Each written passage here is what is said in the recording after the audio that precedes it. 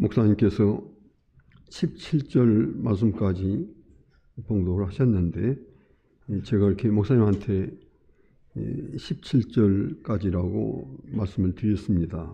혹시 시간이 나면 그 연결되는 말씀이니까 18절 이후의 말씀도 함께 나누면 좋겠습니다. 제가 한번 읽겠습니다. 하나님께로부터 난 자는 다 범죄하지 아니하는 줄을 우리가 아노라.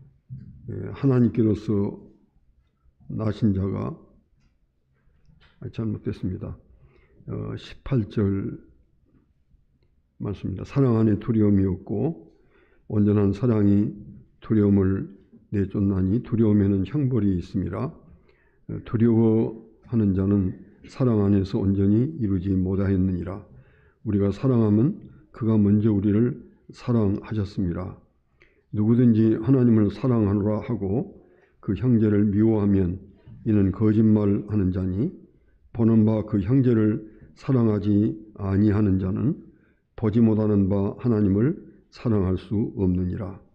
우리가 이 계명을 주께 받았나니 하나님을 사랑하는 자는 또한 그 형제를 사랑할지니라. 아멘.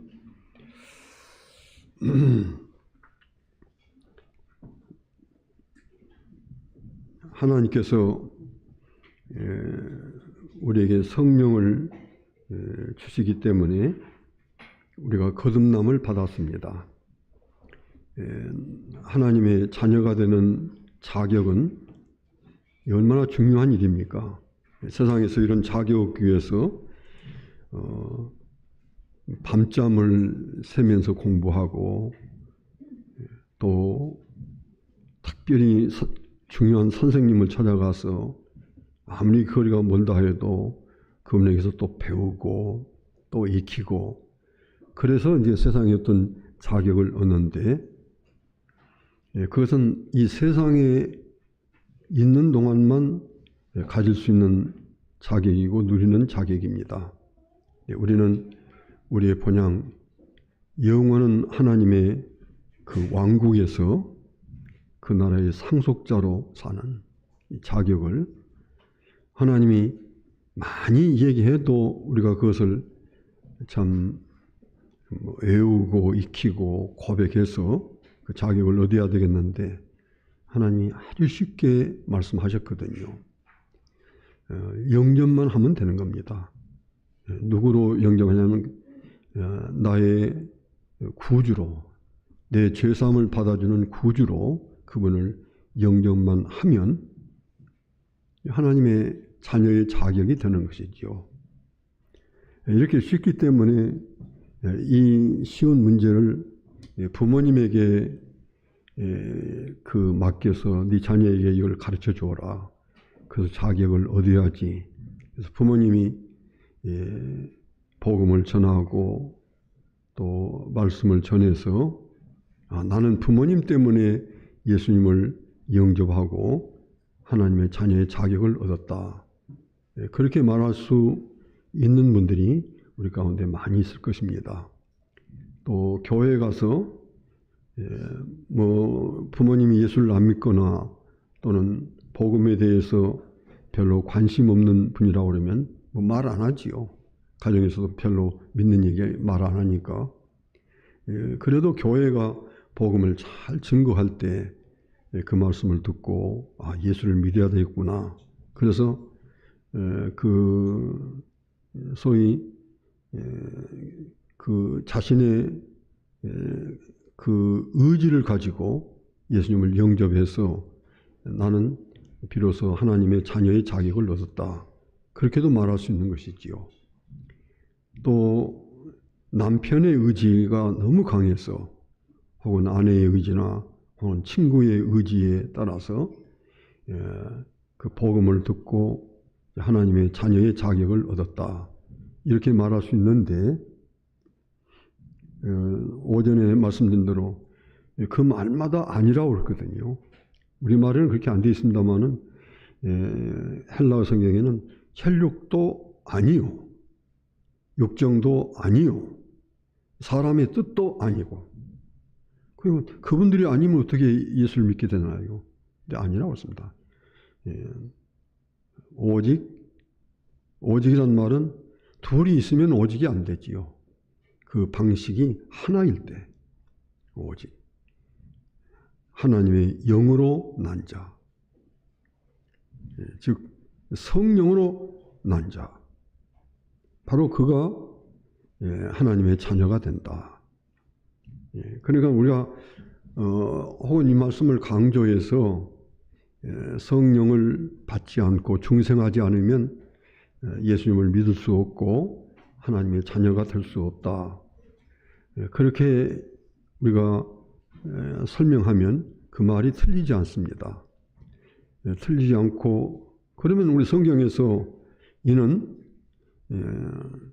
하나님으로, 오직 하나님으로 말미암아 난 자, 그 사람만 구원받을 수 있다. 하나님의 자녀가 된다. 이러면 되겠는데 왜 거기다가 혈육이나 육정이나 사람의 뜻이란 말을 붙였는가 할 때 이 말씀을 오해하시지 않기를 바랍니다. 그 혈육으로 부모님이 자녀에게 전하는 그 말씀이 아니면, 또 교회가 전해주는 하나님의 말씀이 아니면, 또 사람의 뜻이라고는 내 그 배우자나 혹은 가장 가까운 친구가 전하는 말씀이 아니라고 그러면 성령님도 할 수가 없습니다. 성령님도 이런 분이 없이 성령님이 단독으로 거듭나게 할 수 있는가? 그렇게 할 수 없습니다. 그래서 혈육이 중요하고 육정이 중요하고 사람의 뜻이 중요합니다. 어떻게 보면 성령님이 그를 거듭나게 했을 때 그에게 주는 믿음은 어머니가 전해준 그 말씀 그대로가 믿어지는 거예요. 교회가 전해준 그대로 믿어지고 사랑하는 친구가 전해준 그대로 믿어지는 거예요. 그래서 이걸 예수님이 니고데모에게 하시는 말씀이, 내가 진실로 네게 말하노니 네가 물과 성령으로 나지 아니하면 하나님 나라에 들어갈 수 없다. 우리 요한복음 3장에서 그렇게 얘기를 했거든요. 성령이라고 그러면 우리가 잘 이해가 되겠는데 물이 뭔가? 불과 성령이라니. 그럴 때 이제 우리가 성경 말씀에 대해서 참 이해가 잘 안 되고 그러거든요. 에베소 5장 26절에 보면 물로 곧 말씀으로 씻어서 거룩하게 됐다. 그 물을 뭐라고 했냐 그러면 말씀이라고 그랬습니다. 말씀. 베드로전서 5장 22절에 있는 말씀 보면 너희가 거듭난 것이 썩어질 씨로 된 것이 아니요 썩지 아니할 씨로 된 것이니 하나님의 살아있고 항상 있는 말씀으로 되었느니라. 말씀이라고. 말씀이 아니면 성령도 거듭나게 할 수 없어요. 그 말씀의 역할을 누가 하느냐 할 때 어머니가 하고 아버지가 하는 거예요. 그리고 그 역할을 누가 하느냐? 교회가 하는 거예요. 교회가 뭐 옛날 얘기나 들려주는 그런 그 교육이 돼서는 안 되죠. 그 역할을 누가 하느냐? 예수 믿는 친구가 예수 안 믿는 친구에게 하는 거예요. 그게 중요합니다. 말씀. 말씀이라고 할 때는 자기 개인적인 생각으로 예수 믿으면 좋다든지, 예수 믿으면 성공한다든지 그런 식의 말이 아니라 하나님 말씀. 그래서 이 말씀과 성령이라는 것은 굉장히 중요합니다. 그래서 성령님이 거듭나게 하시는데 우리 영혼 속에 아까도 말씀드렸습니다마는 영혼 속에 마귀가 들어앉아 있는데 성령님이 그 마귀를 쫓아내고 이 안에 들어오신 거예요. 얼마나 놀라운 변화입니까? 그러니까 사는 거예요. 영혼과 육신이 합해져 있어야 사는 거예요. 왜냐하면 생명이라고 하는 것이 육신이 아니라 영으로부터 오는 거예요. 물론 그 영은 하나님으로부터 오는 거고. 그런데 그 영혼 자체가 하나님과 끊어지면 죽는 거예요. 그런데 생명이 끊으신 하나님과 그 영혼이 연결되면 영혼이 사는 거죠. 다르죠.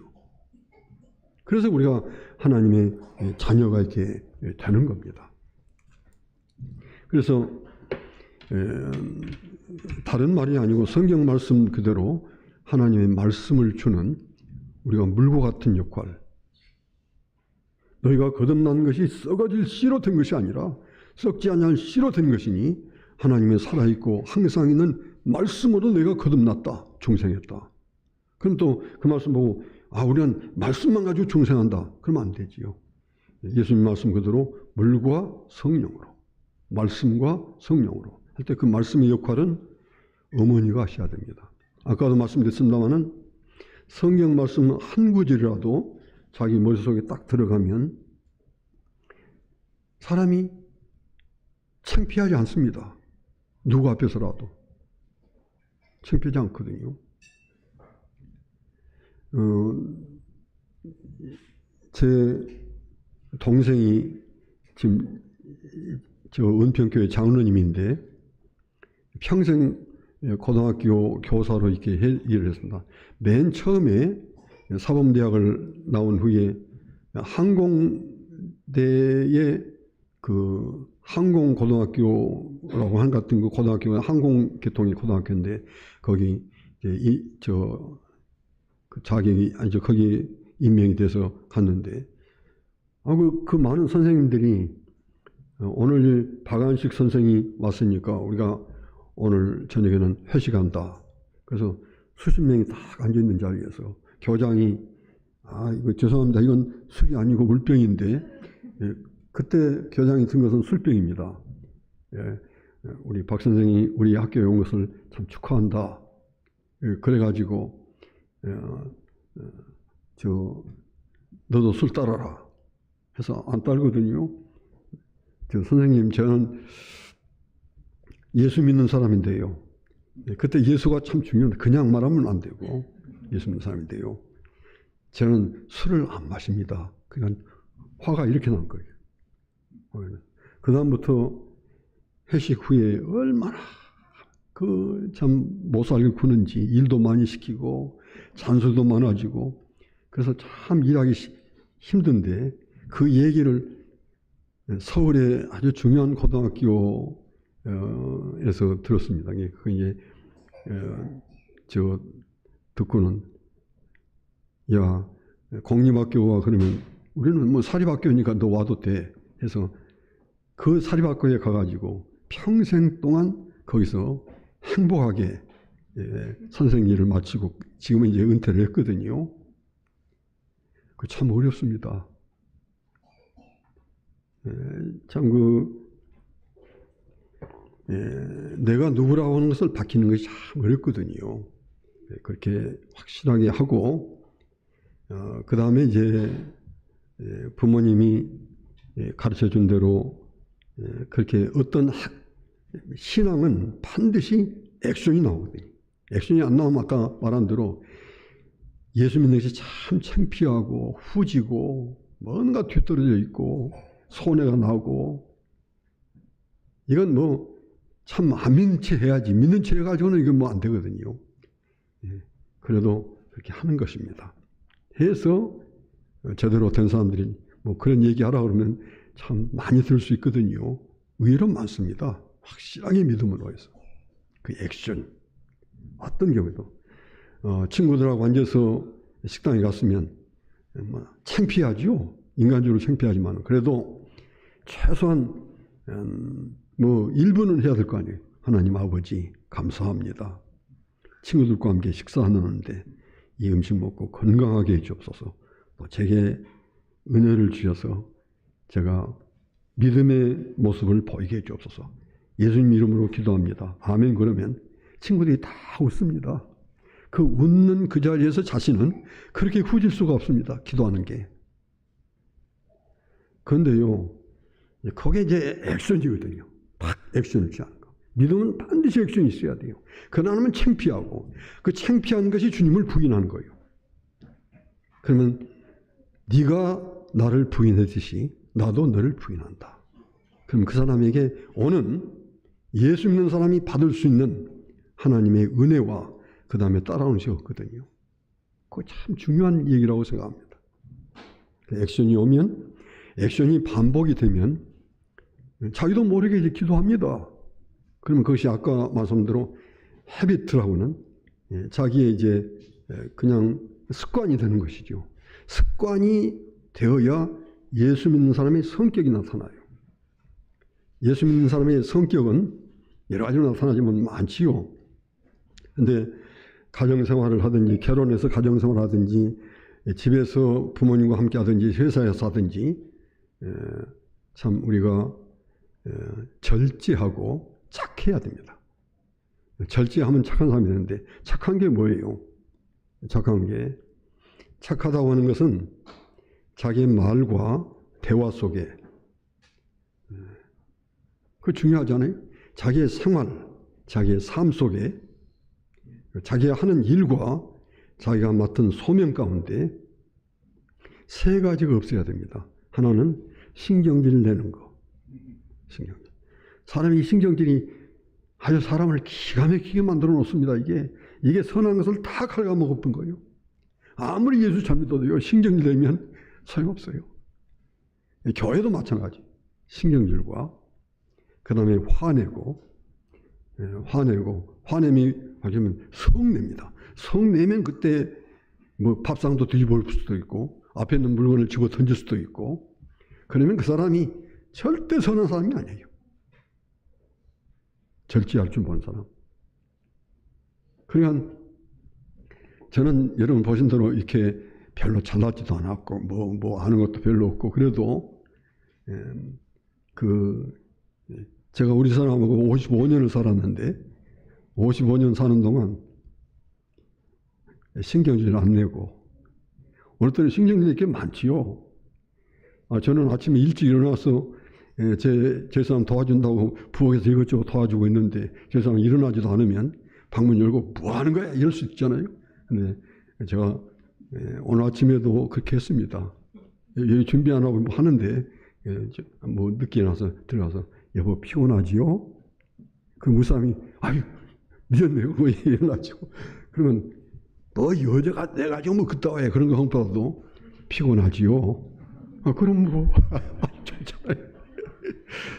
그래서 웬만하면 성내지 않고 뭐 화내지 않고 그러면 우리 사람이 좋다고 합니다. 저보고 같이 사는 게 좋대요.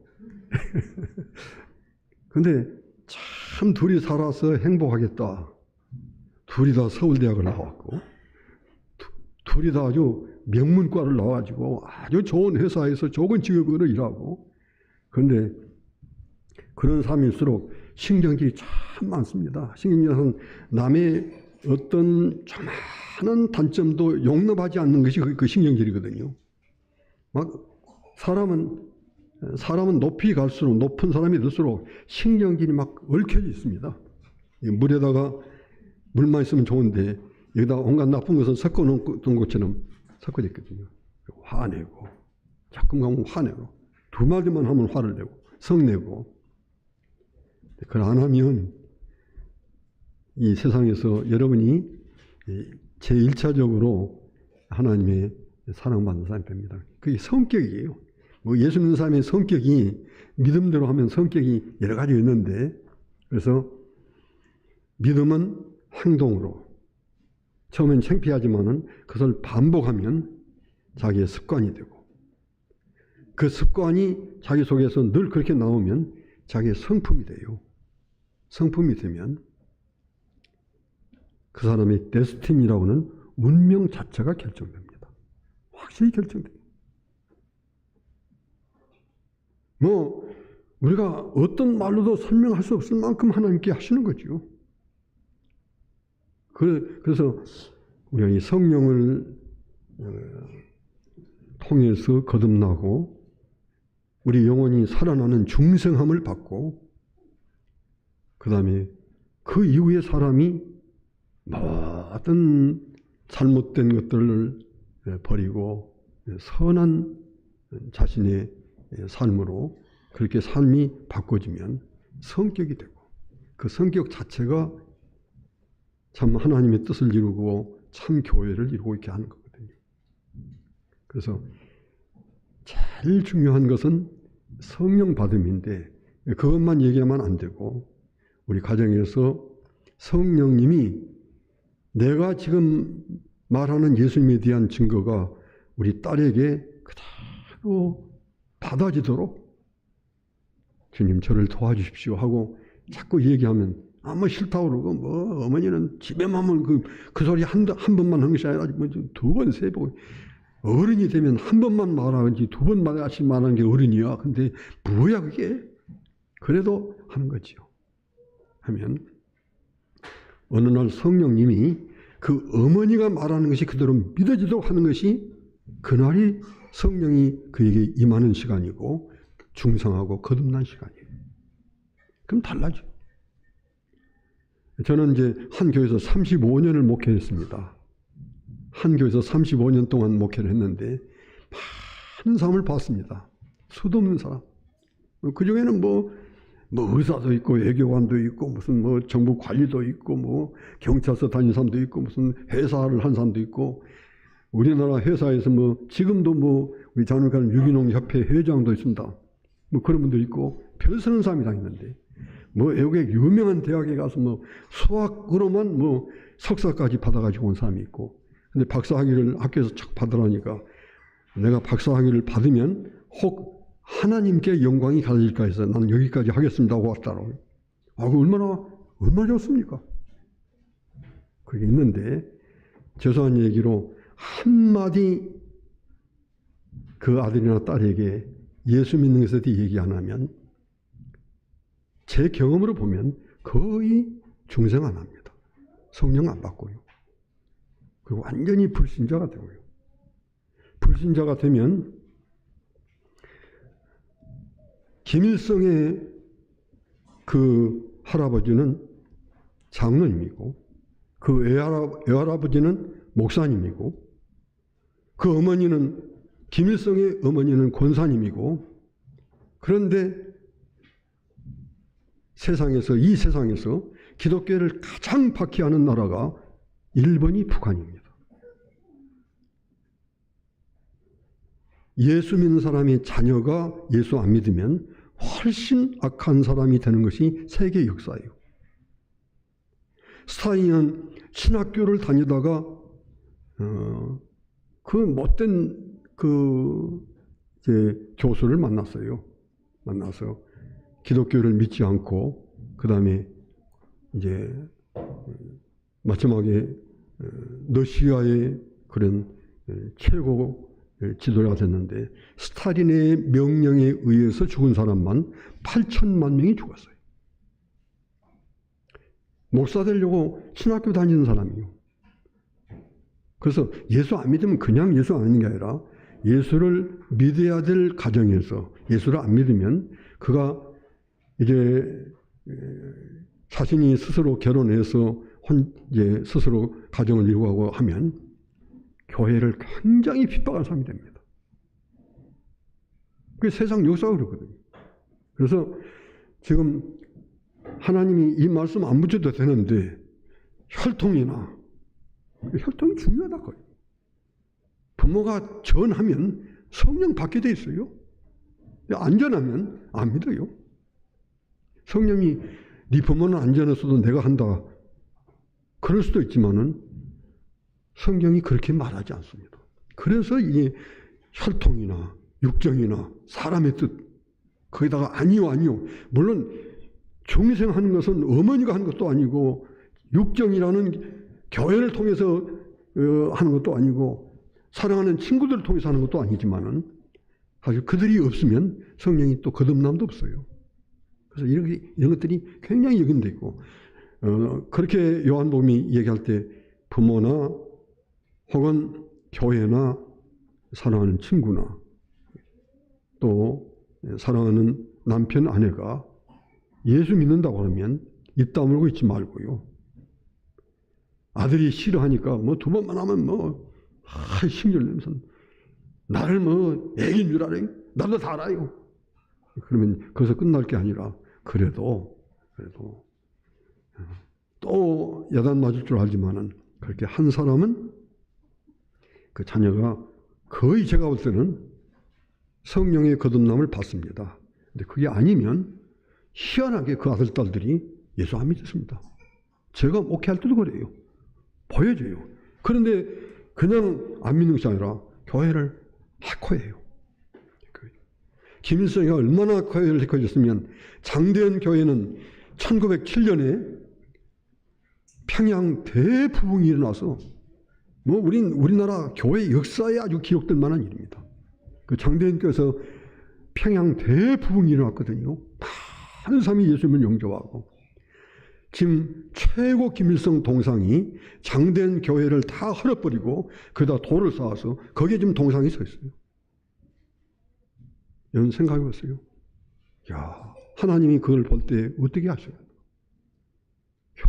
회도 참 너무한다. 그런데 전혀 예수를 모르고 기독교를 모르면 그렇게 안 했을 거예요. 뭐 다른 다 위에 거기다 하겠어요?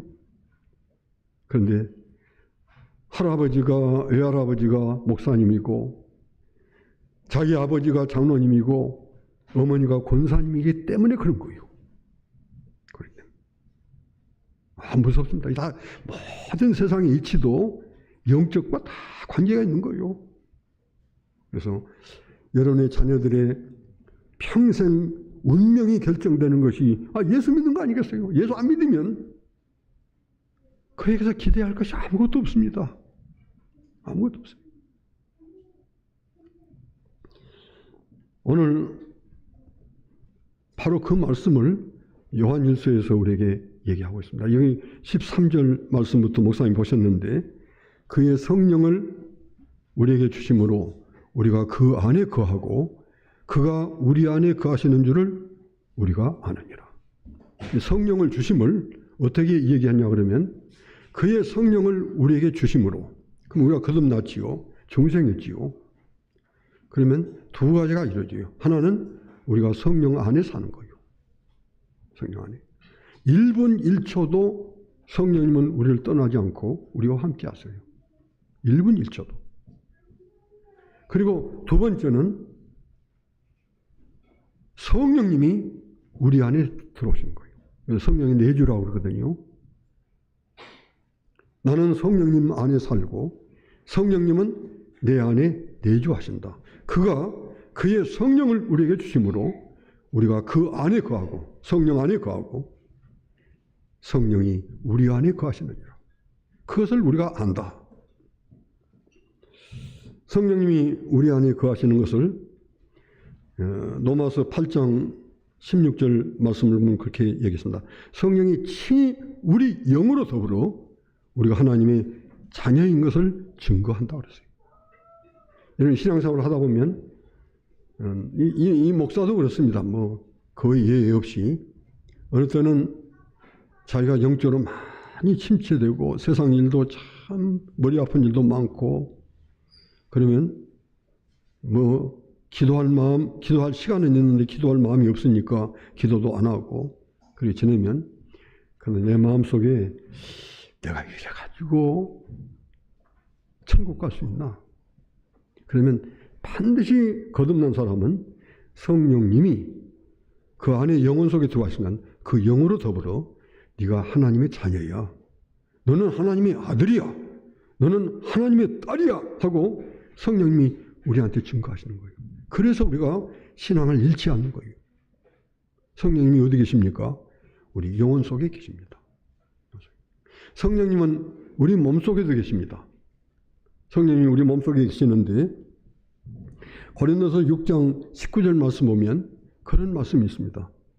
너희 몸은 너희가 하나님께서 받은 바 너희 안에 계신 성령의 전인 줄을 알지 못하느냐. 너희는 너희 것이 아니라 값으로 산 것이 되었은즉 그러므로 너희 몸으로 하나님께 영광을 돌리라. 우리 몸속에 누가 계신다고요? 성령님 계세요.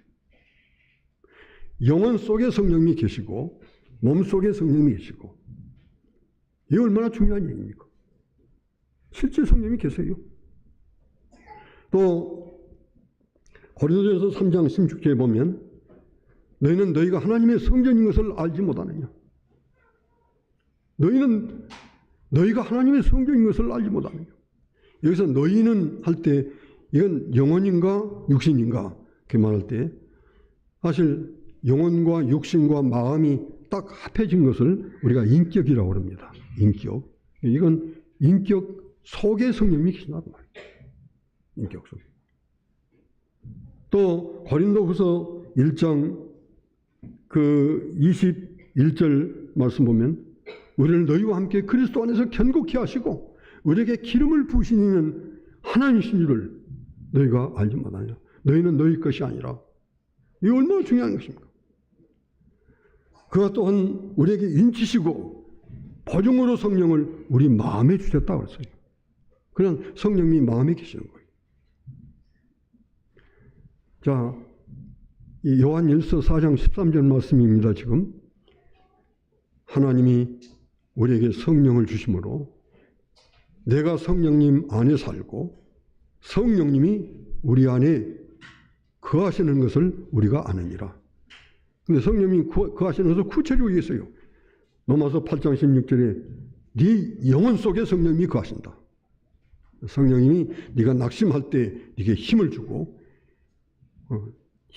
로마서 8장 그 26절 보면 이와 같이 성령도 우리 연약함을 도우시나니 우리가 마땅히 빌 바를 알지 못하나 성령이 우리를 위하여 간구하신다고 했어요.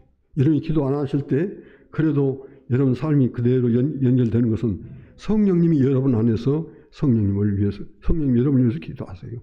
마음을 감찰하신 이가 성령의 생각을 아시나니 이는 성령이 하나님의 뜻대로 성도를 위해서 간구하십니다. 얼마나 놀라운 말입니까? 성령은 끊임없이 우리를 위해서 기도하십니다. 성령이 어디 계세요? 영혼 속에 계시고요. 성령이 어디 계세요? 육체 속에 계시고요. 성령이 어디 계세요? 우리 인격 속에 계시고요. 성령이 어디 계세요? 우리 마음에 계세요. 성령이 우리 마음에 계시는 거예요. 그가 또한 우리에게 인치시고 보증으로 성령을 너희 마음에 주셨느니라. 그러니까 성령님을 이렇게 한 인격이신데 이렇게 나눠가지고 이렇게 쪼악쪼악 몸에도 계시고 영혼에도 계신가 그런 것이 아니고요. 강조하는 말씀이죠. 틀림없이 성령님은 우리 안에 계신다. 내가 성령님 안에 있고 성령님이 내 안에 계시고, 그걸 이제 우리가 참 거듭남을 그렇게 표현했습니다. 중생이라고 하는 것은 참 그게 중요하지요. 중생, 그래서 고린도후서 5장 17절에 보면 중생은 새로운 피조물이라고 했어요. 이전 것은 지나갔으니 보라 새 것이 되었도다. 내가 새로운 피조물이 됐고, 이 얼마나 중요한 말씀입니까? 예배서 4장 24절 말씀 보면 새 사람이라고 했어요. 새 사람. 어제까지는 이렇게 친구들하고 만나면 술도 많이 마시고 그 다음에 경찰관을 피해서 지긋지긋하면서 자동차도 몰고 오고 그거 안 되는 거 아니겠습니까? 그런데 대리운전도 찾기가 쉽지 않습니다. 또 비싸고. 그러니까 이제 살살 골목길로 해가지고 술도 몰고. 그런데 성령님을 받은 다음에는 술 먹고 갈지 운전했던 그 사람이 아니에요. 지금은 새 사람이에요. 전에 어제 담배 피우던 내가 아니에요. 지금은 담배 안 피우는 새 사람이에요. 그걸 한 100가지는 얘기할 수 있을 것 같습니다. 예수 믿는 이후에 새 사람. 새 사람이 된 거예요. 그게 중생이에요. 중생이. 옛사람은 죽었다 그랬어요. 옛사람은 죽었다. 로마서 6장에 보면 너희가 세례로 그리스도와 함께 장사됐다고 했어요. 세례라는 것은 무엇입니까? 세례라는 것은 예수 믿고 죄사함을 받았다는 표시인데, 그런데 로마서 6장에서는 세례를 그리스도와 함께 죽은 것이라고 했어요.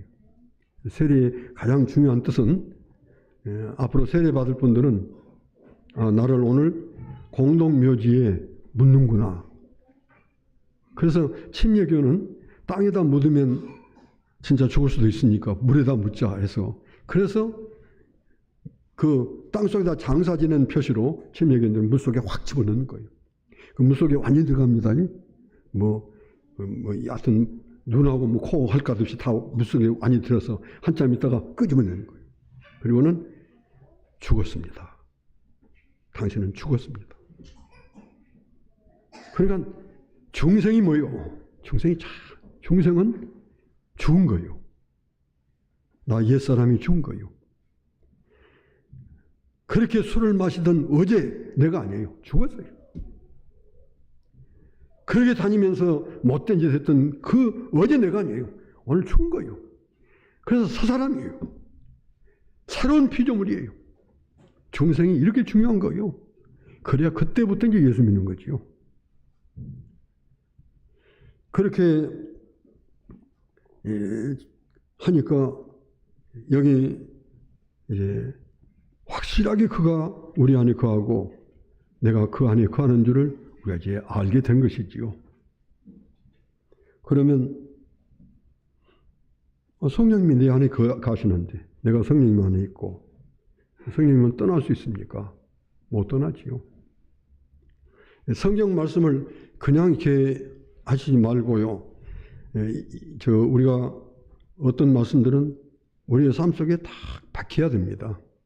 그래서 성령님이 얼마나 하나님이 강조하시려고 네 영혼 속에 성령님이 거하신다. 내 육체 속에도 성령님이 거하신다. 내 인격 속에도 성령님이 거하신다.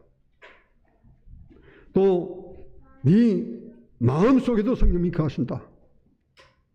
그래서 우리가 시편 139편 그 7절 말씀 보면 그런 말씀이 있습니다. 이게 성령님에 대한 말씀입니다.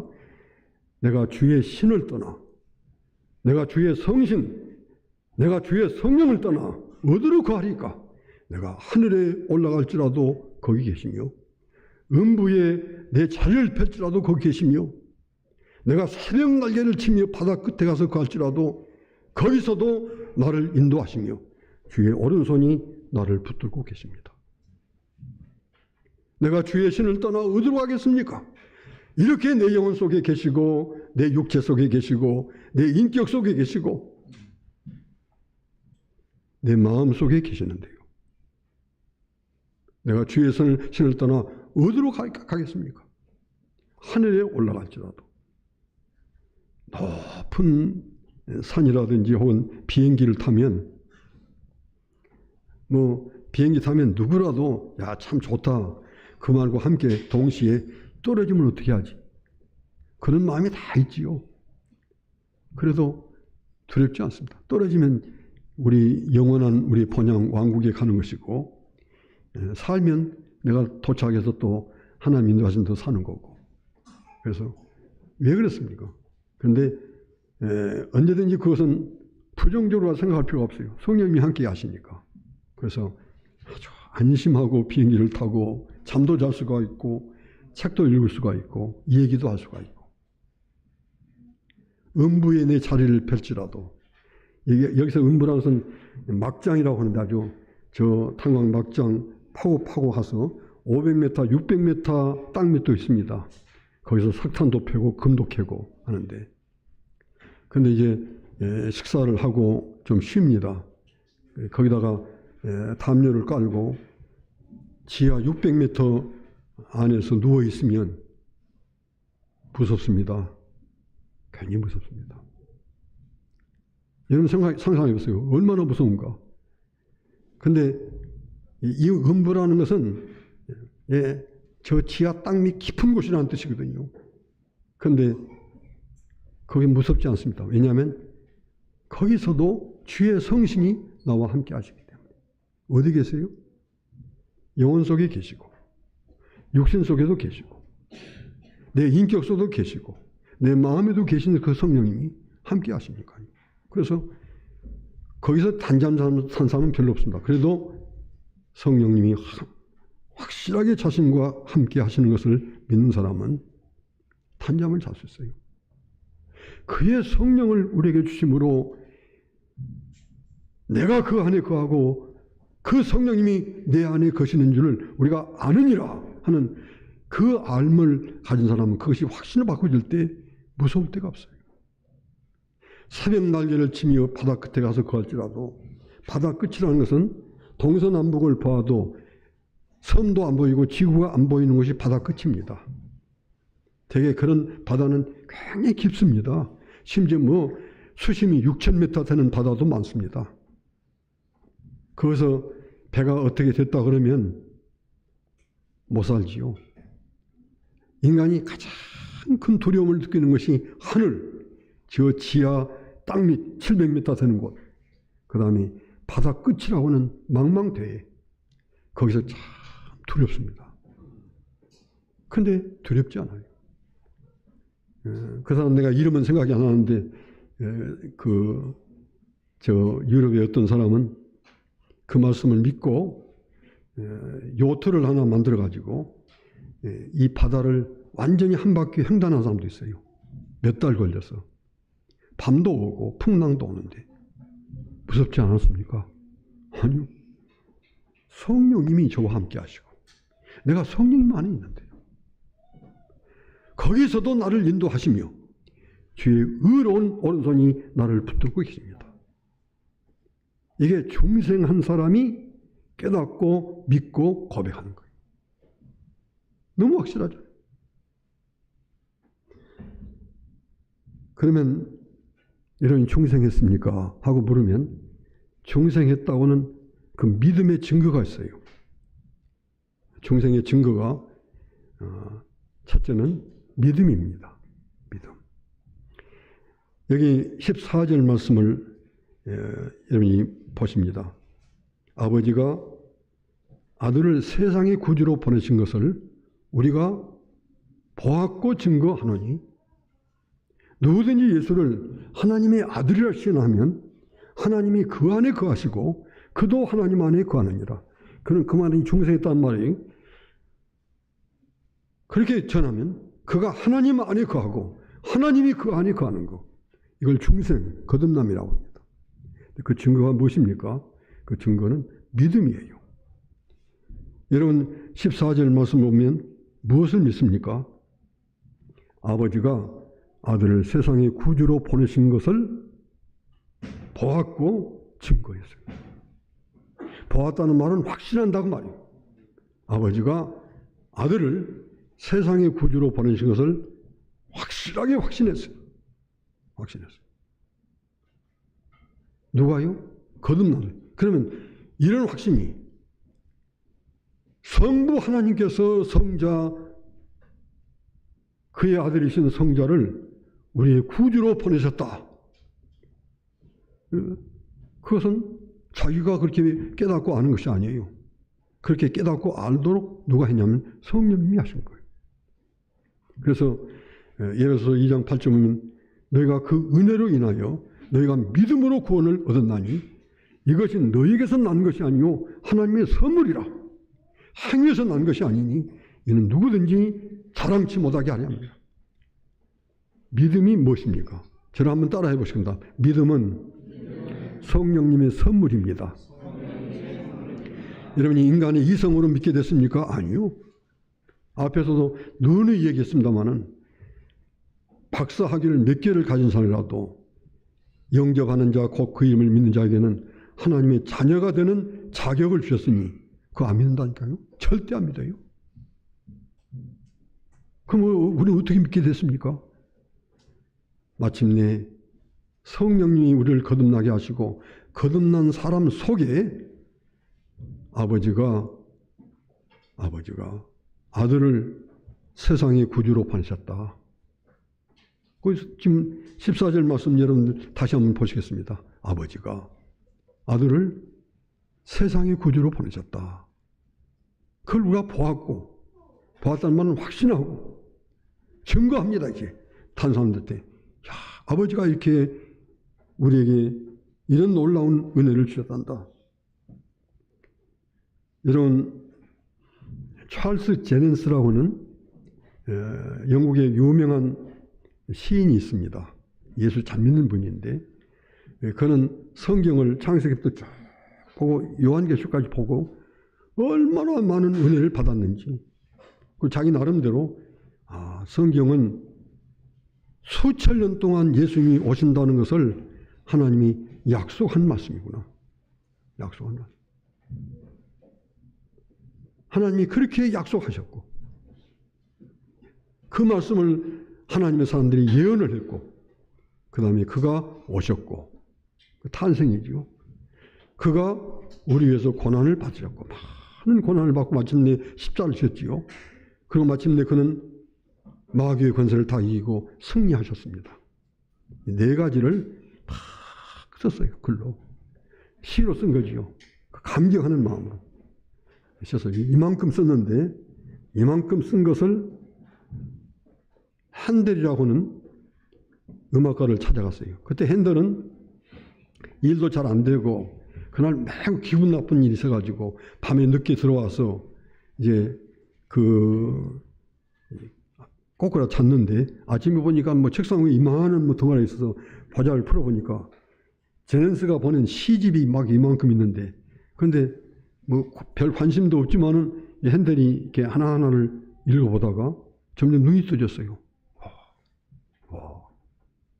아, 예수가 그런 분이구나.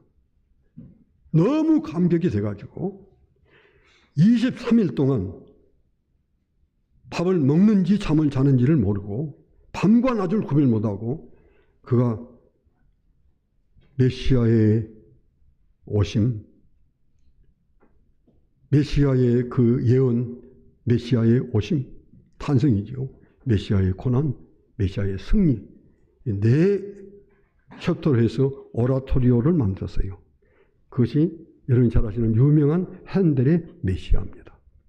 여러분들이 이런 생각을 할 거예요. 핸델이 믿음이 얼마나 좋아가지고 그 메시아 곡에 있는 많은 가사들을 핸델이 지었을까? 아니요. 그건 제넨스가 지은 거예요. 제넨스가 지은 그 작사, 그 시에다가 자기가 곡을 붙인 거예요. 23일 동안. 그러고는 23일 다 아멘으로 해서 딱 끝나자마자 자기가 하나님, 이건 내가 했습니까? 내가 했는가요? 그것이 여러분이 잘 아는 핸델의 유명한 메시아 곡입니다. 제넨스가 깨달은 그 하나님의 큰 말씀, 하나님이 아들을 세상에 보내셨구나. 이 얼마나 중요한 일이냐. 그것을 이제 핸델이 받아가지고 그 시를 네 편으로 해서 오라토리오 곡을 만들었는데 세계적으로 유명한 아멘 사람이 들어도 다 감동을 느낄 만한 지금 그 말씀입니다. 아버지가 아들을 세상의 구주로 보내신 것을 우리가 보았고 증거하노라. 그래서 여러분이 지금 여기 다 그렇게 고백하신 줄 압니다만은 아버지께서 그의 아들을 세상에 보내셨고 그의 뭐 갑자기 오늘 보낸다고 내일 오시면 그 누가 믿겠어요? 그래서 하나님은 수천 년 동안 예언하셨어요. 많은 증거를 얘기해야 되니까 수천 년 동안. 그것이 구약이지요. 초대교회는 초대교회 시대는 신약이 없었어요. 신약이 확정된 것은 서기 400년쯤 되거든요. 그 전에는 이제 일이 있었지만은 뭐 초대교회라고 하는 서기 1세기나 2세기는 신약성이 없었어요. 그런데 그들이 확실하게 신약을 본 우리가 본 것보다 더 확실하게 복음을 깨달았어요. 왜냐하면 구약에 다 있으니까요. 구약을 여러분이 아셔야 됩니다. 하나님 그렇게 수백 년, 수천 년 동안 약속하셨고 때가 되니 그 아들을 보내셨고 그가 고난을 받으셨고 마침내 그가 우리 죄를 다 사시고 예수님이 십자가에서는 마지막 최후에 하신 말씀이 다 이루었다 하시고 머리를 숙이시고 그 영혼이 떠나가신 것이에요. 예수님의 최후 마지막이 다 이루었다. 이거 다 이뤘다는 말을 헬라어로는 테텔레스타이 그럽니다. 테텔레스타이. 그 말은 다 이뤘다는 말이 아니라 내가 죄값을 다 사해 줬다. 내가 그 죄값을 다 사했다. 내가 내 몸으로 그 죄값을 다 받았다. 그 말입니다. 그가 내 죄값을 받은 거예요. 뭐 우리가 주님의 죄값을 생각하면 받을만 하지요. 저는 뭐 여러분들은 이렇게 또 여러분 나름대로 하겠습니다만은 저는 하나님 앞에 회개할 때 주님 그렇게 제가 회개를 하는데 여기 우리 김영호 목사님은 그렇지 않습니다만 저는 많이 해당이 됩니다. 그래서 다른 죄는 몰라도 주님, 설교와 강의할 때 지은 죄만 해도 그 죄가 너무 무거워서 제가 일어날 수가 없습니다. 실제 그래요. 내가 눈물 흘리면서 제가 일어날 수가 없습니다. 베드로후서 2장 4절 보면 범죄한 천사들을 하나님이 용서하지 아니하시고 저희를 지옥에 던져서 어두운 구덩이에다가 두어서 주님의 심판날을 기다린다고 그랬는데 하나님이 제 죄값을 물어서 설교할 때 지은 죄와 강의할 때 지은 죄가 너무 많아서 그래서 저는 이미 하나님이 저를 심판을 해서 이미 죽은 지가 오래됐을 거고요. 제 육신은 지금 땅에 묻혔지만 제 영혼은 지옥에 던져져서 어두운 구덩이에서 주님의 심판날을 기다리고 있어야 할 자입니다. 그거 생각하면 일어날 수가 없어요. 너무 무거우니까요. 그 무슨 말이냐 하십니까? 아유, 설교하고 뭐 강의할 때 무슨 그렇게 죄를 많이 했어요. 그걸 우리 디모데 후서 3장에서는 그걸 뭐라고 했냐 그러면 에라존이라고 하는데 헬라어로 에라존이란 말은 그 돌팔이 약장사라는 뜻입니다. 시골에 가면 돌팔이 약장사 지금은 없는데 옛날에는 많이 다녔어요. 가지고 이거 거의 뭐 과자인지 약인지 모르는 걸 가지고 와서 무식한 시골 사람들이니까 여러분 이걸 하나만 드시면 위장병이 다 떠나가고 허리 아픈 것도 다 고치고 그러면 시골 사람들이 근데 이건 여러분들이 약국에 하면 최소한 이거 한 알에 10,000원은 줘야 되겠는데 오늘 여러분한테 1,000원 해드리겠습니다. 그럼 막 사가지요. 그럼 몽땅 이제 다 팔고는 가거든요. 그 돌팔이 약장사예요.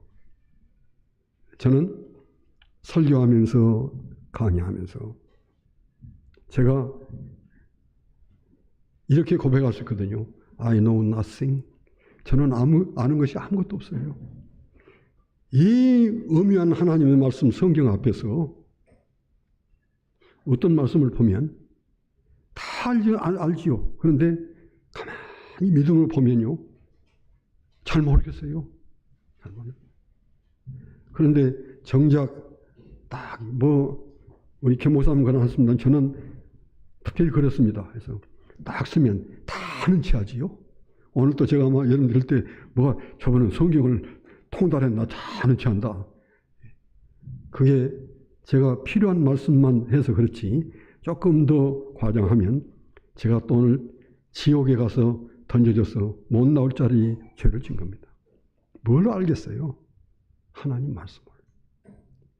I know nothing. 나는 아무것도 아는 것이 아무것도 없는데 다 아는 채 설교를 했습니다. 아는 채 설교했습니다. 성령의 충만함을 받아야 되지 않겠어요? 네, 그런 면에서 I have nothing. 성령이 충만해요. 난 아무것도 없습니다.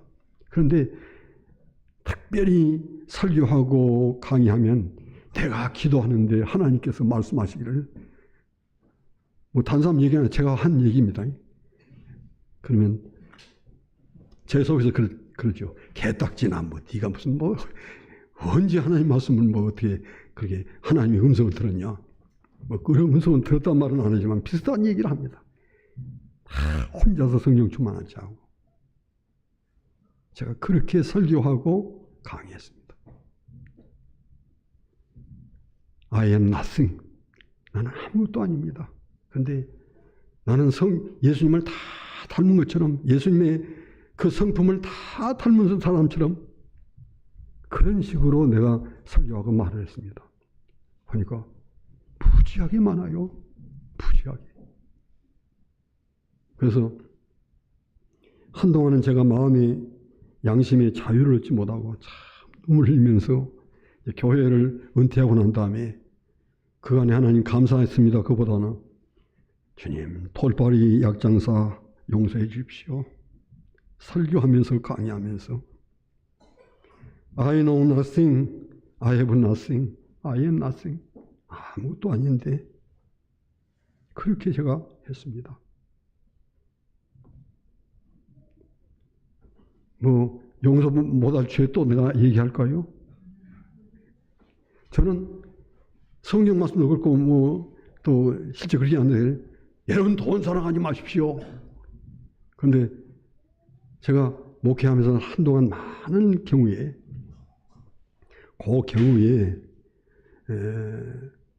그 가정이 그 사업에서 지금 파산을 하고 회사도 다 정리하고 지금 뭐 아들, 딸이 헤어져 있고 그러면 제가 기도할 때 하나님 낙심하지 않고 그 가정이 굳게 서게 해 주옵소서.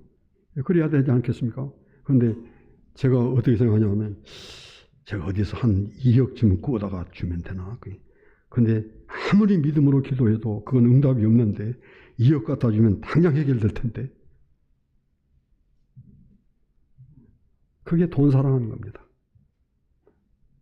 하나님, 우리 가정에 이런 문제는 죄송합니다만 하나님께 우리가 1년 동안 2년 동안 기도했는데 아직까지 아무 응답이 없잖아요. 그래서 어려운데 근데 딱 2억만 있으면 되겠는데 그래서 계속 기도 속에 2억이 자리를 잡고 앉아서 믿음으로 해결할 수 없는 것은 돈으로 해결하면 된다.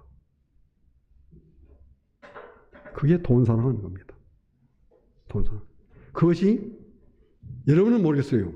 제가 지금 그거 뽑아내고 지금도 애를 쓰고 있습니다만은 제 뼛속까지 들어있어요. 믿음으로 해결 못하고 하나님이 계심으로 해결 못하는 것이지만은 돈이 있으면 된다. 황금 만능이죠. 그래서 돈이면 된다. 와, 굉장히 참 어렵습니다. 굉장히 어렵습니다. 이런 것들이. 거듭남을 받은 우리 속에 이제는 정말 예수님을 그대로 믿고 증거하고 믿음, 거듭남의 증거가 당신은 거듭났습니까? 하는 첫째 증거가 무엇입니까? 믿음입니다. 아버지가 아들을 세상의 구주로 보내신 것을 우리가 보았고 증거하노니 믿음. 그 다음에 중생의 증거가 또 있습니다. 그것은 이제 사랑하는 것입니다. 사랑하는 것. 믿음과 사랑은 굉장히 중요하지요. 그래서 성경이 믿음과 사랑을 늘 얘기하는데 여기 16절 말씀 보면 여러분이 15절 말씀도 그 다 연결되는 것인데 누구든지 예수를 하나님의 아들이라 시인하면 하나님이 그의 안에 거하시고 그도 하나님 안에 거하느니라. 이것도 믿음이지 않습니까? 하나님이 그의 안에 거하시고 그도 하나님 안에 거한다는 말이 중생했단 말이에요. 중생하면 내가 하나님 안에 거하고 성령님이 내 안에 거하시는 거예요. 여러분들이 오늘 시간에 다 기억 못하시고 돌아가실지라도 여러분 속에 평생 동안 내가 성령님 안에 거하고 성령이 내 안에 거하신다. 1분 1초도 성령님이 나를 떠나신 적이 없다. 그걸 처음에는 안 믿어져도 자꾸 예수 믿는 것은 믿어지는데 성령님이 내 안에 거하시고 그가 내 안에 내가 그 안에 있다는 말은 얼른 와서 몸에 그게 와 닿지 않거든요. 그래서 계속 그 말을 고백하면 그것이 실증적으로 우리 속에 이제 성령님이 거하시는 것을 여러분들이 많이 체험할 수 있습니다. 그러니까 예수 믿는 것이 되는 것이죠. 그냥 지식으로만 뭐 이렇게 알고 있는 것은 안 됩니다. 실제 그 상황이 우리 속에 들어와야 되잖아요. 여러분이 믿음이 있으니, 여러분 다 예수 믿습니다, 지금. 믿는데 그것이 여러분이 성령님 안에 거하고 성령님이 여러분 안에 거하시는 확실한 증거, 중생한 증거.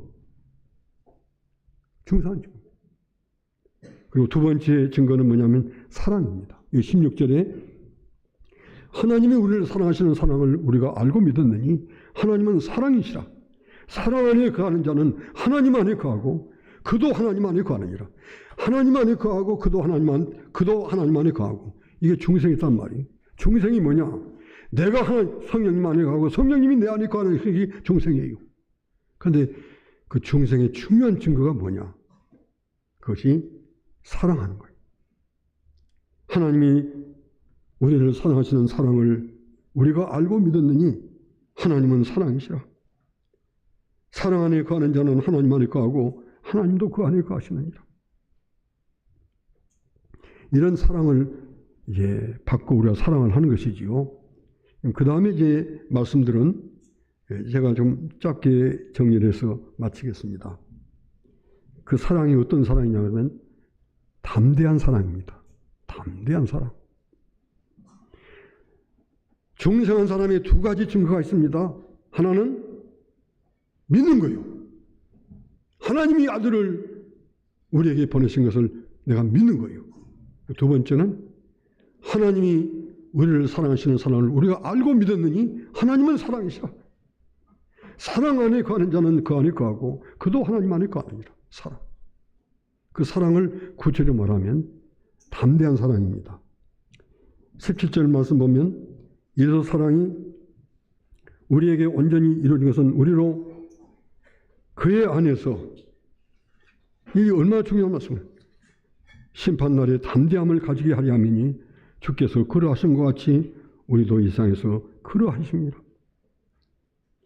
사랑이 우리에게 온전히 이루어진 것은 우리로 심판날에 담대함을 가지게 하려 함이니 주께서 그러하신 것 같이 우리도 이 세상에서 그러하니라. 여기 담대한 사랑인데 그 사랑이 우리에게 온전히 이루어진 것은 우리로 심판날에 담대함을 가지게 하려 합니다. 심판날에 갖는 담대함이 무엇일까요? 그것은 에베소 3장 12절 말씀 보면 그 답을 우리에게 얘기합니다. 우리가 그 안에서 그를 믿음으로 말미암아 담대함과 확신을 가지고 그 앞에 나아가는 겁니다. 심판날이면 예수님이 오신 날입니다. 이름이 다 하나님 앞에 섰습니다. 섰는데 하나님이 생명책에 기록된 이름들을 부를 거예요. 아무개 하고 여러분의 이름을 이제 부르시면 여러분이 갈 때 그냥 뭐 어떻게 하실려나? 뭐 나 같은 사람도 천국 갈 수 있나? 뭐 이럴 수 있지 않아요? 그렇지 않습니다. 나 같은 사람이라고는 내 허물과 죄는 무지하게 많아요. 뭐 다른 것은 뭐라도 하여튼 목사가 설교하고 강의한 것 때문에 제일 큰 죄를 범했다고 해서 지금도 제가 하나님 앞에 참 회개하면서 이제는 조금씩 더 자유함을 얻으려고 그럽니다만은 그 나머지를 얘기한다고 그러면 얼마나 나쁜 죄가 많겠어요? 얼마나 나쁜 죄가.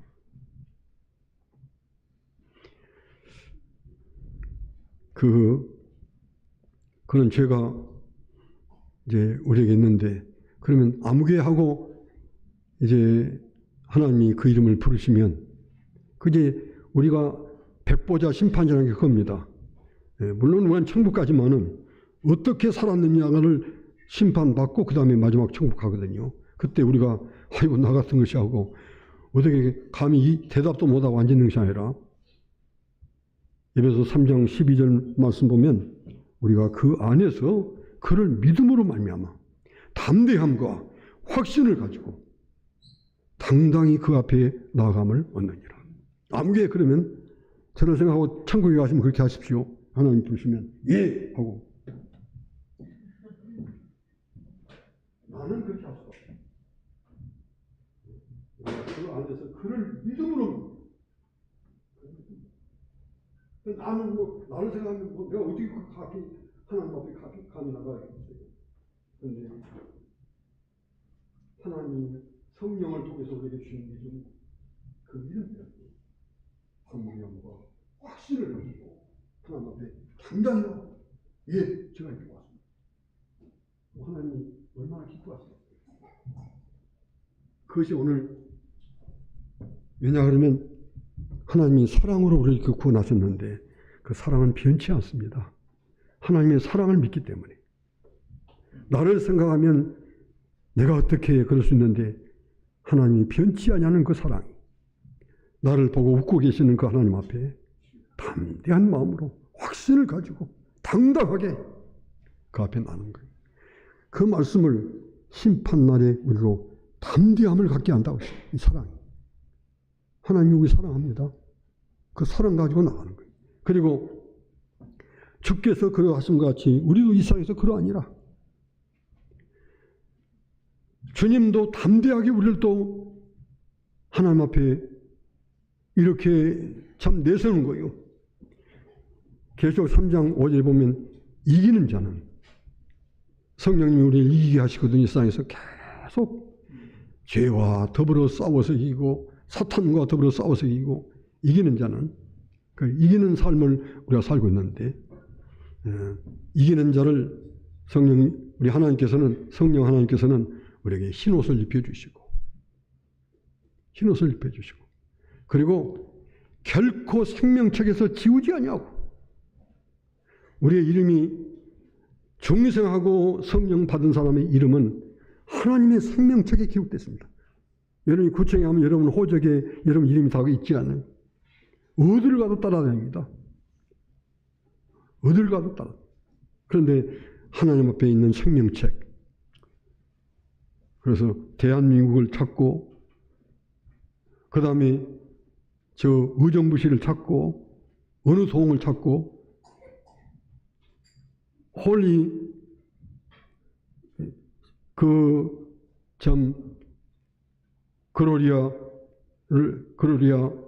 데오 그로리아를 찾고 그래서 하나님 찾아서 그게 이름이 있거든요. 그렇게 찾는 거예요. 네. 주님이 그 생명책에서 결코 그 이름을 지우지 않고 그 다음에 중요합니다. 하나님 앞과 그의 천사들 앞에서 증거를 합니다. 놀라운 말씀이죠. 그래서 사실 저 같은 사람이 하고 지금 하나님 앞에 당당하게 가서 서 있는데 우리 예수님이 또 우리 안에 계신 성령님이 저 성부 하나님 계시는데 그 하나님과 그를 둘러싼 천사들 앞에서 의정부시 이렇게 귀한 교회에서 신앙생활 하다가 이렇게 믿음 지키고 왔습니다. 이렇게 왔습니다. 세상 노래는 하나도 할 줄 모르고 시편 찬송만 알아요.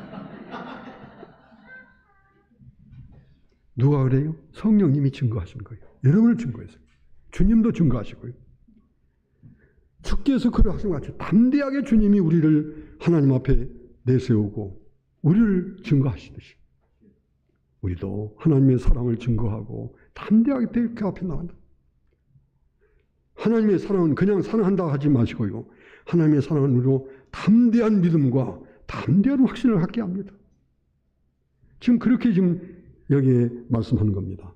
그리고 이 사랑은 두려움이 없는 사랑입니다. 두려움 없는. 여기 18절 말씀 보면 사랑 안에 두려움이 없고 온전한 사랑이 이 두려움을 내어주나니 두려움에는 형벌이 있습니다. 두려워하는 자들은 사랑 안에서 온전히 이루지 못하느니라.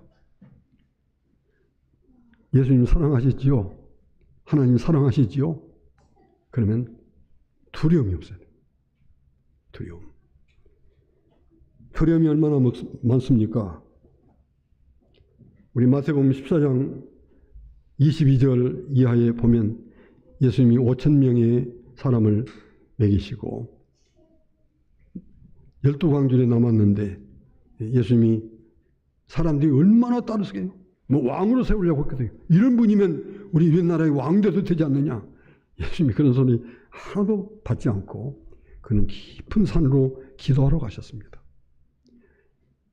떡 5개와 물고기 2마리 가지고 5,000명을 먹이신 그 다음에 예수님이 하시는 일은 깊은 산 속에 들어가서 홀로 기도하셨습니다.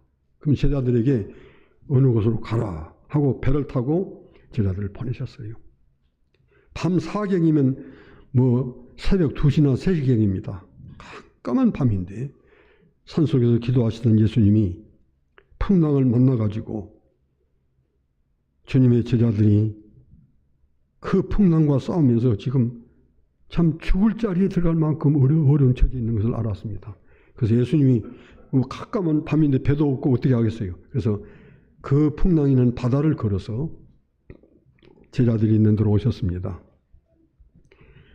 제자들이 달빛에 가만히 보니까 그 풍랑이는 바다 속에서 뭐가 하나 서 있는데 완전히 귀신이거든요. 귀신이요. 그래서 얼마나 두려워하는지. 그래서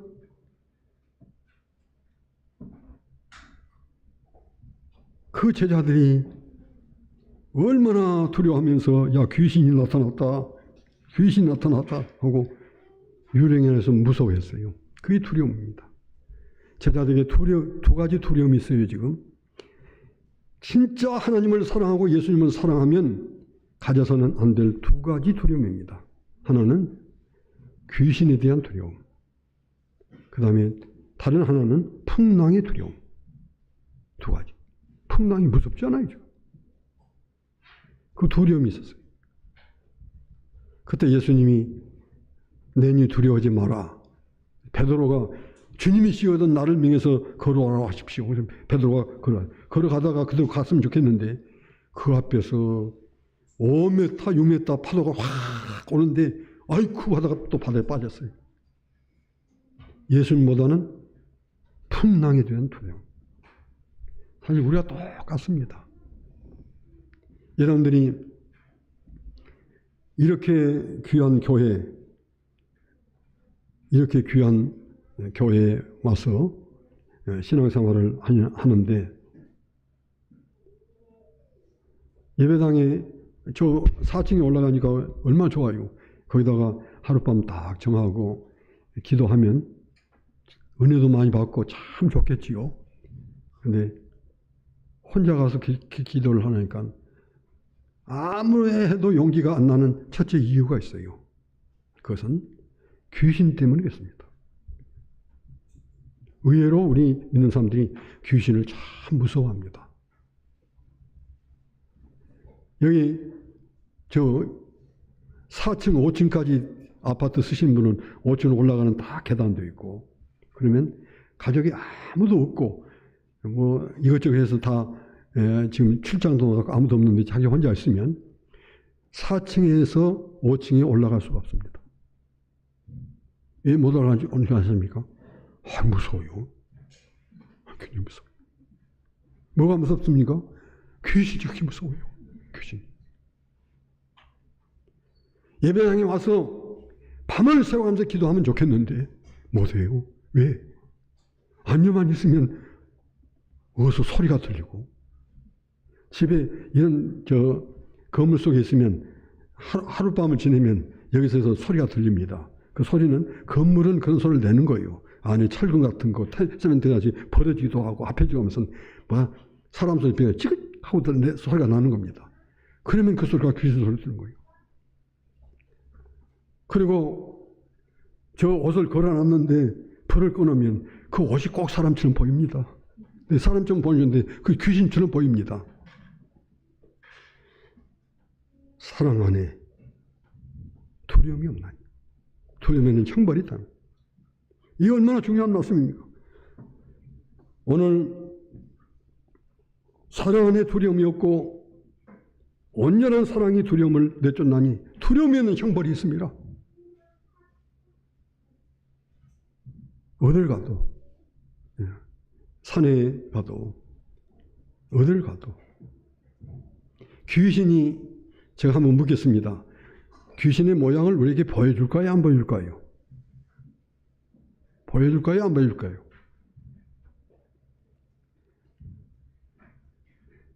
제가 성경 말씀 한 곳을 소개할 테니까 답을 하시면 좋겠습니다. 베드로전서 1장 그 8절 베드로서 1장 8절에 보면 그 베드로전서 1장 8절입니다. 너희가 예수를 보지 못하였으나 지금도 사랑하는도다. 너희가 예수를 보지 못하였으나 사랑하는도다. 지금도 보지 못하나 사랑합니다. 여러분, 이 말씀을 참 굉장히 중요한 말씀인데 여기 베드로전서 1장 8절에 예수를 너희가 보지 못하였으나 사랑하는도다. 이제도 보지 못하나 믿고 말할 수 없는 영광스러운 즐거움으로 기뻐하니 믿음의 결국 곧 영혼의 구원을 받음이라. 다시 한번 제가 이럴 때 여러분 성경 말씀 보시더니 들으십시오. 그리고 답을 하십시오. 예수를 너희가 보지 못하였으나 사랑하는도다. 이제도 보지 못하나 믿고 말할 수 없는 영광스러운 즐거움으로 기뻐하니 믿음의 결국 곧 영혼의 구원을 받음이라. 예수님 보신 분 한번 손 들어보십시오. 성경이 말했으니까. 저는 안 봤습니다. 예수님 어떻게 생겼던가요? 몰라요. 안 봤어요. 예수를 내가 보지 못하였으나 사랑하는도다. 지금도 보지 못하나 믿고 말할 수 없는 영광스러운 즐거움으로 기뻐하니 믿음의 결국 곧 영혼의 구원을 받음이라. 예수님이 여러분 몸이 아프고 힘들었을 때 어느 날 오셔가지고 여러분 이마에다가 예수님 손을 딱 대고 사랑하는 딸아 두려워하지 말라. 내가 너와 함께 하느니라. 네가 곧 회복되도록 내가 네 병을 치료해 줄 것이다. 그렇게 만져주는 그런 음성을 들어보신 분 있으면 손 들어보세요. 한 번도 예수님이 내 머리에 한 번도 손 대신 적이 없어요. 한 번도. 모양을 보신 것도 없고 손을 대신 적도 없고 소리를 들려주신 적도 없고 한 번도 어떤 분이 내가 어젯밤에 주님의 음성을 들었는데 그러면 성경 말씀을 가만히 보고 잘 생각해봐요. 예수를 너희가 보지 못하였으나 사랑하는도다. 이제도 보지 못하나 믿고 말할 수 없는 영광스러운 즐거움으로 기뻐하니 믿음의 결국 곧 영혼의 구원을 받느라. 그러면 제가 예수님이 제가 만진 적도 없고 음성을 들려준 적도 없고 모습을 보여준 적도 없는데 그게 성경이에요. 지금 성경 말씀인데 그러면 하나님이 예수님도 우리한테 자신의 모습을 안 보여줬는데 예수님이 그렇게 할까요? 예수님 모습 보여줄 수 있잖아요. 와서 손도 댈 수 있고 또 음성도 들려줄 수 있고. 근데 왜 그럴까요? 왜 그렇게 안 하실까요? 그것은 귀신, 마귀 때문에 그렇습니다. 왜냐하면 예수님이 그렇게 하면 귀신은 꼭 예수님이 한 대로 하니까. 그래서 예수님이 이렇게 보여준 것처럼 귀신도 나타날 거 아니에요? 아니요. 예수님도 자신의 모습을 누구에게 보인 적이 없는데 어디서 귀신 놈이 그의 모습을 그렇게 보여줘? 절대 볼 수 없어요. 믿습니까? 믿어요. 절대 볼 수 없어요. 여러분 가정집에서 귀신이 그 모습 보여줄 수 있습니까? 절대 보여줄 수 없어요. 예수님도 안 보여줬는데 어찌라고 그 놈이 예수 믿는가 해서 그 모습을 보여줘요. 귀신이 여러분의 귀에다 대고 뭐라고 말할 수 있습니까? 기도하면 어떤 소리가 들려요. 어떤 분은 기도하는데 방석이 저기서 저 끝까지 휘잉 하고 날아간 소리가 들렸대요. 그런 소리가 들린 것은 제 귀로 들은 것이지 귀신은 그런 일 안 했어요. 하나님이 절대 못하게 해요.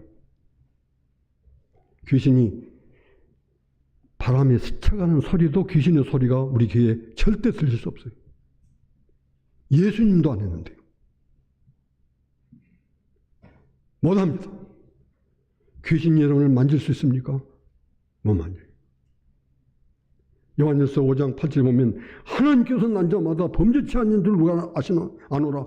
하나님께서 나신 자가 그냥 성령님이 우리를 지키심에 악한 자는 마귀입니다. 저를 손가락 끝으로 만질 수도 없다고 했어요. 저를 한번 따라해 보십시오. 악한 자가 저를 만질 수 없느니라. 귀신은 그 모습을 절대 볼 수 없어요. 아주 슬쩍 지나가는 그림자 같은 것이라도 볼 수 없어요. 귀신은 여러분의 눈에 절대 보이지 않습니다. 귀신은 여러분 손댈 수 없어요. 만질 수도 없다. 손가락 끝으로 하나님께서 난 자마다 우리 중생한 사람이 하나님께서 난 자지요. 하나님께서 난 자마다 범죄치 않은 자를 우리 아노니 하나님께서 나신 자가 성령님이 저를 지키심에 악한 자 마귀가 만질 수 없다고 했어요. 그걸 믿으셔야 돼요. 성경 말씀이니까. 만질 수 없어요. 보일 수도 없구만. 하고 바람 끝처럼 귀신 지나가는 소리가 들려요. 예수님도 그런 소리 안 냈는데요. 그러면 여러분이 많이 귀신에 대한 두려움을 없앨 수 있어요. 그리고 확실하게 내가 성령님 안에 있고 성령님이 내 안에 계시는데 1분 1초도 오늘 요한일서에 그가 우리 안에 거하시고 우리가 그 안에 거하신단 말이 몇 번 나옵니까 지금? 여러분 한번 세보세요. 굉장히 많이 나와요. 거듭난 것이 뭐예요? 거듭난 것은 내가 성령님 안에 있고 성령님이 내 안에 계시는 것이 거듭남이에요. 그런데 성령님이 지금 나와 함께 하시는데 귀신이 나에게 나타나요? 내게 무슨 음성을 들려줘요? 나를 만져요? 예수님도 그렇게 안 했는데요. 그러면 여러분이 교회 와서 처음에는 좀 무섭기도 하고 그 무서운 것이 완전히 우리 몸속에서 확실히 가시지는 않거든요. 그럴 수 있지만은 그래도 견딜 수 있는 무서움입니다. 그럴 때는 이제 불을 다 켜놓고 앉았으면 훨씬 더 낫어요. 뭐 불이 켜 있으면 귀신이 못 오고 불 꺼놓으면 오고 그런 것도 아니에요. 그러면 어디든지 있어요. 귀신은 어디든지 우리를 넘어뜨릴 수 있는데 이것이 두려움이 없는 신앙입니다. 예수님의 제자들이 풍랑을 두려워했고 야 죽었구나 하고 예수님이 나타나니까 귀신이다 하고 두려워하고 그래서 세상을 살아가는데 우리가 헤쳐나갈 수 없는 시험이 왔을 때 굉장히 두려워하고 또 어느 상황에서 악한 영이 자기 앞에 나타나는 것 보고 두려워하는데 그 두 가지 경우에 진짜 주님을 사랑하면 이 사랑 얼마나 말합니까? 하나님이 우리를 사랑하시는 사랑을 우리가 이렇게 알고 믿었느니 하나님은 사랑이시라. 그러면서 사랑에는 두려움이 없나니 얼마나 중요해요. 온전한 사랑이 두려움을 이겼습니다. 두려워하는 자들은 사랑 안에서 온전히 이루지 못하느니까. 오늘 한 가지 여러분 귀신에 대한 두려움, 우리 삶에 대한 두려움은 뭐 제가 여기서 말씀 다 못 드리겠습니다만은 여러분 집에 가서 가족이 다 없고 혼자 남았을 때 저는 우리 교인들한테 그런 얘기 종종 들었어요. 목사님 다 우리 애들 학교 가고 남편도 출근한 후에 설거지 다 하고 안방에 딱 앉아서 목사님 말씀대로 성경 펴놓고 기도하려는데 기도를 못 하겠어요. 그럼 제가 어렵니다. 무섭지요? 그러면 말도 안 못하고 킥킥킥 웃기만 하지요. 무서워. 눈만 감으면 뭐가 검은 게 달라든 것 같고 뭐라고 무슨 귀신이 헷갈하고 지나간 것 같고 뭐 몸에 느낄 수는 있지만은 살짝 와서 뒤를 살짝 건들고 가는 것도 같고 못하는 거예요. 예수님도 그렇게 안 하시는데 성경적입니다. 귀신은 그 모습으로 우리에게 보일 수 없습니다. 절대 못해요. 왜? 하나님이 우리를 사랑하시기 때문에. 내가 하나님의 사랑을 믿기 때문에. 사랑 안에 두려움이 없고 온전한 사랑이 두려움을 내쫓나니 두려움에는 창벌이 있습니다. 내내 두려워하고 그러면 무슨 하나님의 은혜가 있고 복이 있겠어요? 안 되죠. 이겨야 됩니다. 귀신을 사탄을 확실하게 이겨야 되는데 사탄을 이기는 것은 두려움입니다. 두려움을 말 안 했어요. 그래서 가족이 아무도 없어도 안방에 딱 앉아서 성경 펴놓고 1시간이 2시간이 기도하세요. 처음에는 조금 힘든 거 있는데 희한하게 한 번, 두 번 걸으면 담대해집니다. 두려움이 없습니다. 귀신에 대한 두려움을 쫓지 못하면 기도 못합니다. 기도해야 되잖아요. 기도해. 그 담대함으로부터 기도가 시작되는 거예요. 그러면 이상하게 여러분 이 기도문이 열립니다. 기도할 때 두려움이 없어지면요. 그 다음에 이제 제가 마지막 이 말씀하고 마치겠습니다. 사랑은 실천하는 것입니다. 실천하고. 사랑은 꼭 실천해야 되거든요. 사랑은 담대해집니다. 사랑하면 담대해지고요. 하나님 앞에서 담대하고 사람 앞에서 담대하고요. 사랑하면 두려움이 없어지고, 그리고 사랑은 실천하는 겁니다. 우리가 사랑하면 그가 먼저 우리를 사랑하였습니다. 이거 19절에 있거든요. 먼저 우리를 사랑하시는 그 하나님의 사랑, 그 사랑을 우리가 실천하는 것이 구원받은, 중생을 받은 하나님의 백성들의 모습이에요. 중생의 두 가지 확실한 증거가 믿음과 사랑이라고 했어요. 믿음과 사랑. 여기 20절 말씀 보면 누구든지 하나님을 사랑하라고 그 형제를 미워하면 이는 거짓말하는 자니 보는 바 그 형제를 사랑치 못한 자가 보지 못한 바 하나님을 사랑할 수가 없느니라.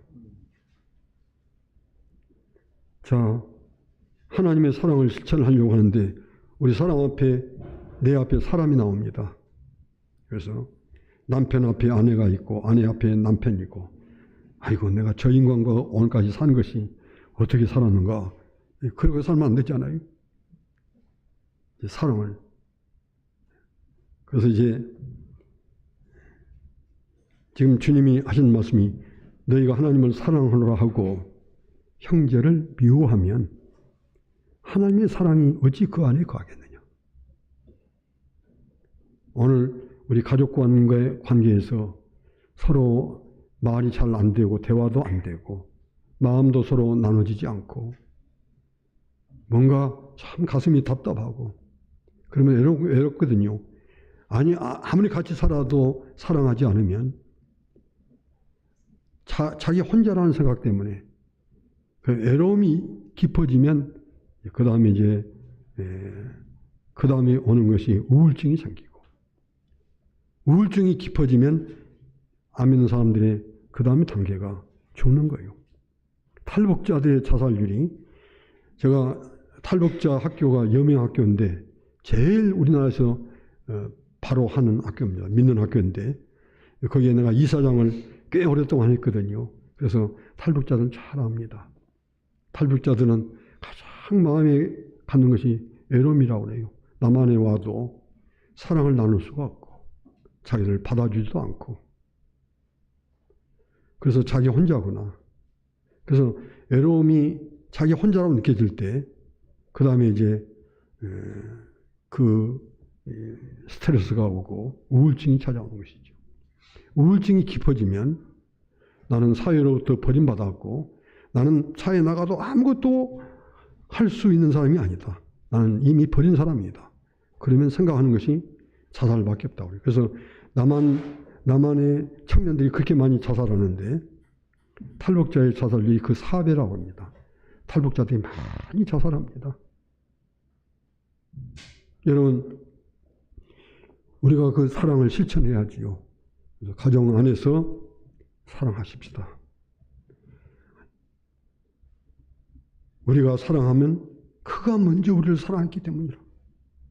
먼저 우리를 사랑하시는 그 사랑, 자기 자신을 그렇게 철저하게 우리 위해서 피 흘리시고 우리를 위해서 십자가를 하신 그 주님, 그 주님을 생각하면 용서 못할 사람이 누가 있겠어요?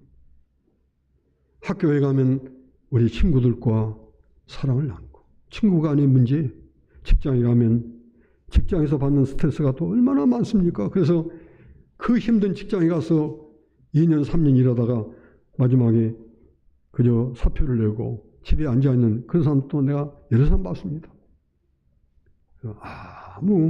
나는 소망이 없는 사람이라 이러고 앉는 거예요. 이 사랑의 문제. 우리가 여기 21절 말씀은 우리가 이 계명을 주께 받았나니 하나님을 사랑한 자는 그 형제를 사랑할지니라.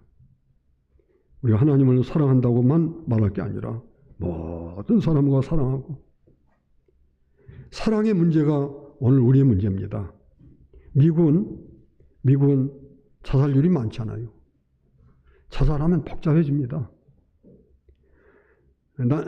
남편과 아내가 헤어졌으니까 영구히 이제 이 사람들은 뭐 길에서도 봐도 못 본 채 해야 될 거 아니겠어요?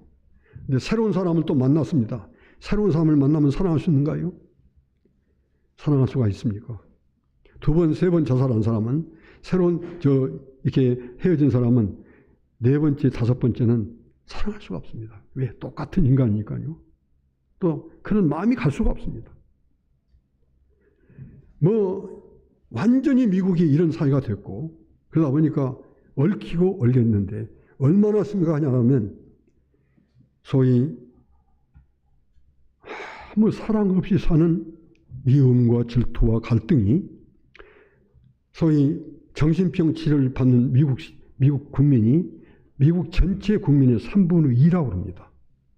저는 이 통계를 보고 지금 말씀드린 겁니다.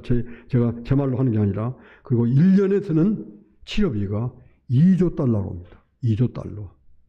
2조 달러 그러면 우리나라 돈으로 한 2,600조 달러쯤 되겠습니다. 2,600조 달러. 우리나라가 지금 1,000조 달러 부채를 지고 있는데 이 외환 부채가 이게 갚을 수가 없는 지경이라고 합니다, 지금. 우리나라가 지고 있는 1천억, 그러니까 1천조 달러, 1천조 원이지요. 1천조 원인데. 그런데 2조 달러니까, 2,600조 우리나라 돈으로. 그것은 미국의 문제가 아니라 우리의 문제입니다. 잘 산다고 하는데 서로 보면 친절하지 않고 사랑하지 않고 어디를 가도 갈등이 있고 사랑의 문제입니다. 우리가 사랑하면 그가 먼저 우리를 사랑하였습니다. 그가 먼저 우리를 사랑하십니다. 이 얼마나 중요한 말입니까? 누구든지 하나님을 사랑하려 하고 그 형제를 미워하면 하나님의 사랑이 어찌 그 안에 가겠느냐? 우리가 말과 혀로만 사랑하지 말고 오직 행함과 진실함으로 하자. 여러분, 이제 말씀을 마쳤습니다. 긴 말씀 같습니다만은 간단합니다. 오늘 끊임없이 우리에게 나오는 하나님이 너희 안에 거하시고 우리가 그 안에 거하느니라. 중생했다고 말이죠. 중생하면 확실하게 믿음이 있고 아버지가 아들을 세상의 구주로 보내신 것을 그렇게 믿고 고백하는 확실한 믿음이 있고 그리고 중생하면 사랑이 있습니다. 사랑이 있어요. 그 사랑은 구체적으로 그 사랑의 열매들이 따라오는 거예요. 그래서 사랑은 실천하고 사랑하는 사람은 하나님을 정말 사랑하면 귀신 두려워하지 않습니다. 하나님을 정말 사랑하고 사랑하면 성령님이 자기와 다 함께 있거든요. 그걸 의식할 때 산에 가서 두렵겠어요? 하늘에 올라가서 두렵겠어요? 음부 위에 자리를 펼 때 두렵겠어요? 바다 끝에 가서 할 때 그거 두렵겠어요? 한밤중에 교회 와서 기도할 때 두렵겠어요? 여러분 속에서 이 두려움만 몰아내면 여러분에게 참 기도가 여러분 입에서 터지고 참 기도가 터질 때 참 기도에 대한 하나님의 응답이 여러분의 삶이 되는 겁니다.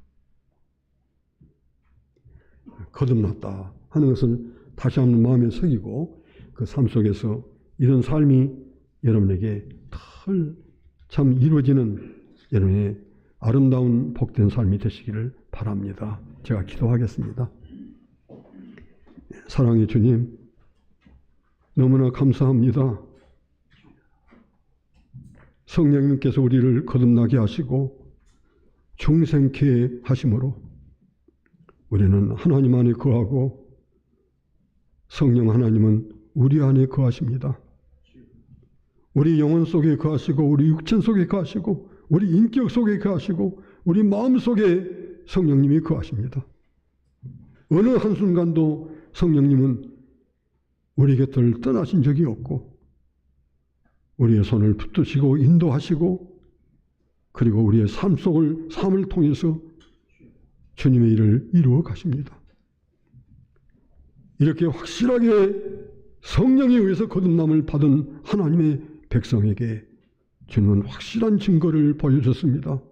그 증거는 믿음입니다. 하나님이 그의 아들을 세상에 보내신 것을 누구든지 예수를 하나님의 아들이라 신하면 하나님이 그 안에 거하시고 그도 하나님 안에 거하느니라. 이 얼마나 놀라운 확신을 우리에게 주었고 그리고 그 사랑은 구체적으로 우리의 삶을 통해서 행동으로 나타납니다. 주님, 두려워하지 않고 얼마나 오늘까지 우리가 저 귀신놈, 사탄놈, 마귀놈을 두려워했는가요? 깜깜한 것을 그렇게 싫어하고 홀로 있기를 그렇게 싫어하고 교회 와서 기도하는 것을 그렇게 두려워하고, 이런 두려움이 이제는 우리 마음에서 다 떠나게 하여 주옵시고, 담대함으로 하나님만 바라보며 기도할 때 그 기도는 살아있는 기도가 되고 응답받는 기도로 우리의 삶의 변화를 가져올 줄로 저희들은 믿습니다. 주님, 이렇게 저희들을 붙들어 주시옵소서. 이런 하나님의 놀라우신 은혜와 사랑의 역사하심이 함께 하실 줄로 저희들은 믿사오며 예수님 이름으로 기도하옵나이다. 아멘.